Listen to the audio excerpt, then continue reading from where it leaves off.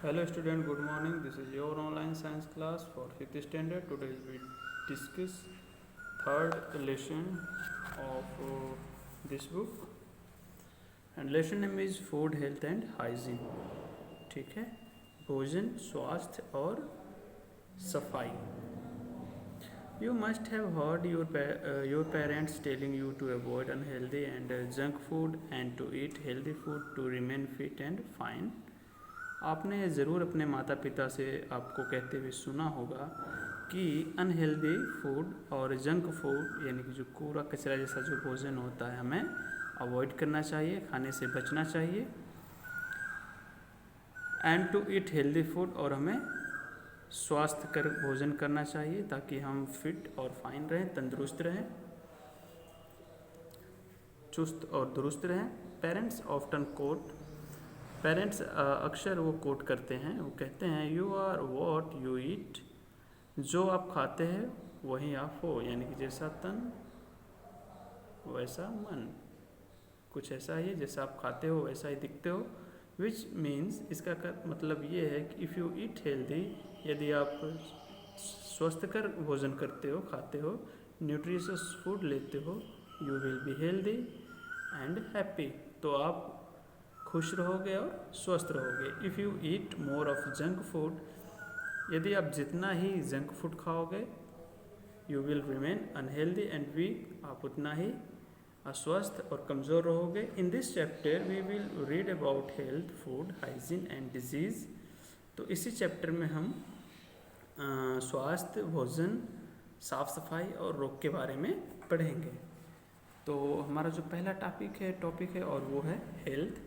The term health refers to a state of a complete physical and mental well-being. तो यह जो term है health, ठीक है, वह एक ऐसी अवस्था है जिसमें एक व्यक्ति पूरी तरह से भौतिक और मानसिक तौर पे स्वस्थ होता है. It means that a person who is physically fit and mentally sound is considered to be healthy. तो इसका मतलब यही हुआ कि एक वह व्यक्ति जो कि फिजिकली, शारीरिक रूप से फिट है और मानसिक रूप से भी मजबूत है, तो उसे हम स्वस्थ कहेंगे. Anyone can become healthy by following this steps, और कोई भी जो स्टेप्स दिए गए हैं, नीचे जो दिए गए हैं, उनको फॉलो करके क्या हो सकता है, हेल्दी बन सकता है. हमें क्या करना चाहिए? ए, ईट अ बैलेंस डाइट, हमें संतुलित भोजन करना चाहिए. बी, एक्सरसाइज रेगुलरली, नियमित अभ्यास, ठीक है. C, be clean and keep our surroundings clean too, हमें अपने आसपास के सराउंडिंग्स को भी, आस पड़ोस को भी साफ सुथरा रखना होगा. डी, टेक प्रॉपर रेस्ट, और ठीक ढंग से आराम भी करना ज़रूरी है, ठीक है. E, protect yourself from disease, और अपने आप को बीमारियों से भी बचाना ज़रूरी है.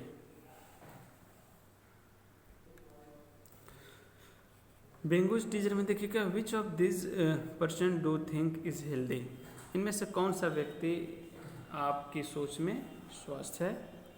ए, यंग बॉय एक्सरसाइजिंग, एक लड़का जो कि अब एक्सरसाइज करता है. या a fat boy watching TV, या एक मोटा लड़का जो कि टीवी देखता है. तो ये बताना बहुत आसान है कि इसमें कौन स्वस्थ होगा. तो हम आते हैं फूड के बारे में. Next topic, food is a one of our basic needs. तो जो भोजन होता है हमारी सबसे मूल ज़रूरतों में से है. विदाउट इट, इसके बिना वी कांट सर्वाइव, हम जी नहीं सकते. Food contains nutrients which are the building materials of our body. Food में कुछ ऐसे न्यूट्रिएंट्स होते हैं, पोषक होते हैं, जो हमारे शरीर की वृद्धि करते हैं या उन्हें बनाते हैं.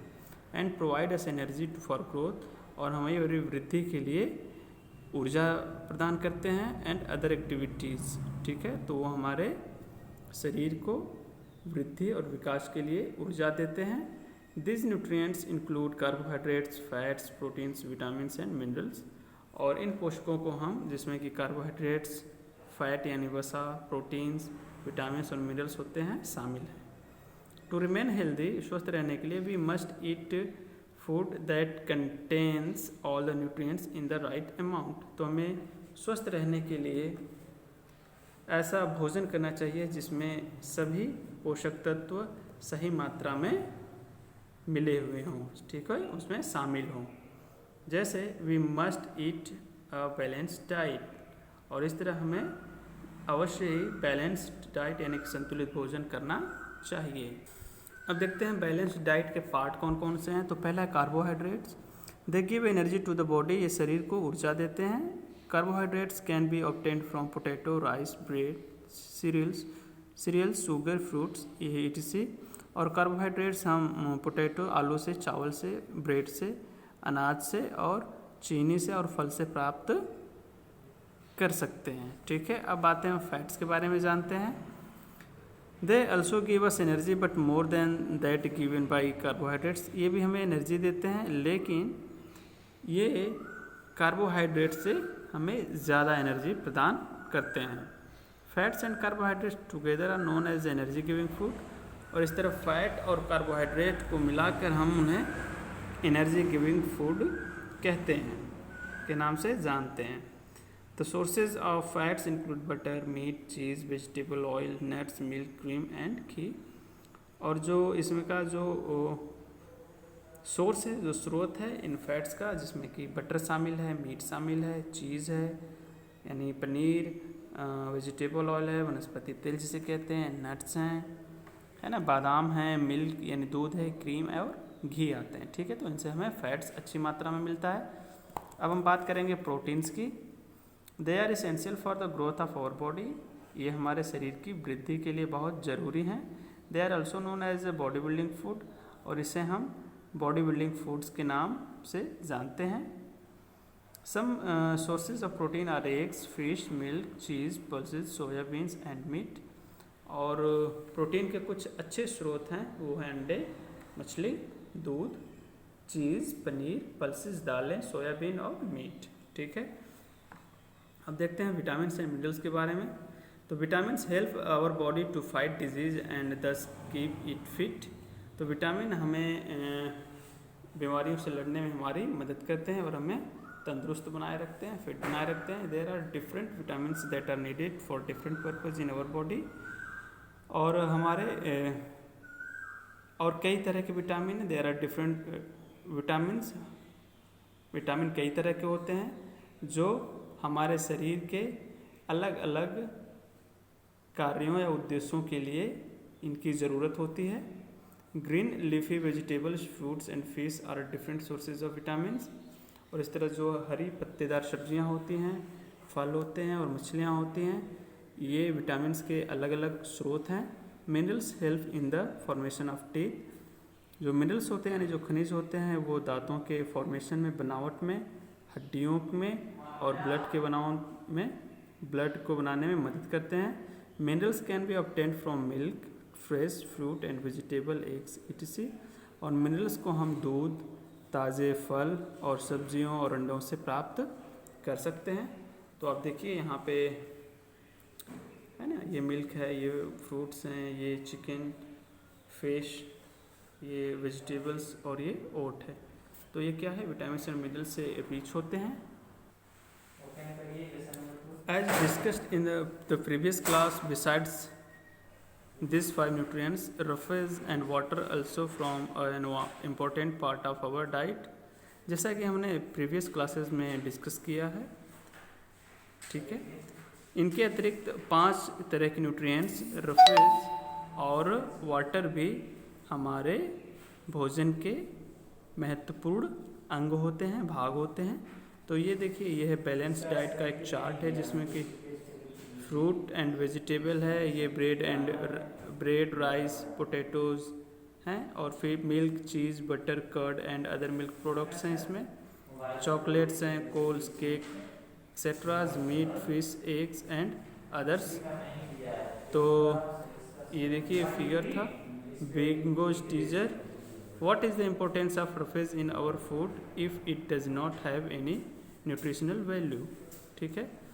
तो हमारे शरीर में रफेज का क्या महत्व है, हमारे भोजन में फिश का क्या महत्व है। If it does not have any nutritional value, जबकि इसमें कोई न्यूट्रिशनल वैल्यू यानी कि कोई पोषक मान इसमें होता ही नहीं है, इसमें कोई पोषक तत्व होते ही नहीं है। ठीक है, तो ये आपके सोचने का विषय है and I hope you will so exercise. Regular exercise in an important part of staying healthy.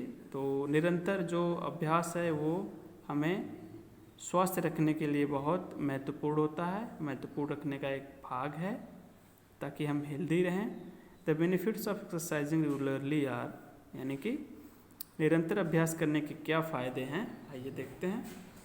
Development of stronger muscles and bones, तो इससे हड्डियों और मसल्स मजबूत होती हैं और उनका विकास होता है। Development in a blood circulation of the body, और इससे बॉडी का जो ब्लड का सर्कुलेशन है, जो रक्त का जो परिसंचरण होता है वो इम्प्रूव होता है। Toning of the body muscles and this maintenance of the body in a good shape, और इससे जो बॉडी की जो मसल्स होती हैं उसमें एक टोनिंग आती है, यानी कि चमक आती है, और हमारे शरीर का जो शेप होता है, आकार होता है, वह बहुत अच्छा होता है। तो ये देखिए यहाँ पे अभ्यास के कुछ फिगर हैं, देखिए ये एक्सरसाइज कर रहे हैं। ठीक है, आते हैं हम नेक्स्ट चैप्टर पे। Apart from this there are a number of other benefits of exercise. इसके अतिरिक्त और भी कई तरह के लाभ हैं एक्सरसाइज करने के। It prevents many disease likes diabetes and heart problems, और ये कई तरह के रोगों जैसे कि डायबिटीज़ और दिल की बीमारियों की समस्याओं को रोकता है। Playing outdoor games and doing yoga are a good ways of keeping the body fit, और बाहर खेल खेलना और योगा करना हमारे शरीर को फिट रखने का एक बहुत अच्छा रास्ता है। ठीक है, अब देखते हैं बेंगोज नॉलेज बैंक के बारे में। People who are active live longer and feel better, तो वे लोग जो कि एक्टिव यानी कि गतिशील जीवन बिताते हैं, एक्टिव रहते हैं, वो लंबा जीते हैं और खुश भी रहते हैं, अच्छा महसूस भी करते हैं। So include exercise in our daily routine, तो इसलिए हमें अपने डेली के रूटीन में, डेली के कामकाज में हमें एक्सरसाइज को भी शामिल करना चाहिए। ठीक है, तो children this chapter is not finished here. In next topic we will discuss the sensitive and then hygiene. Okay, so thank you and take care.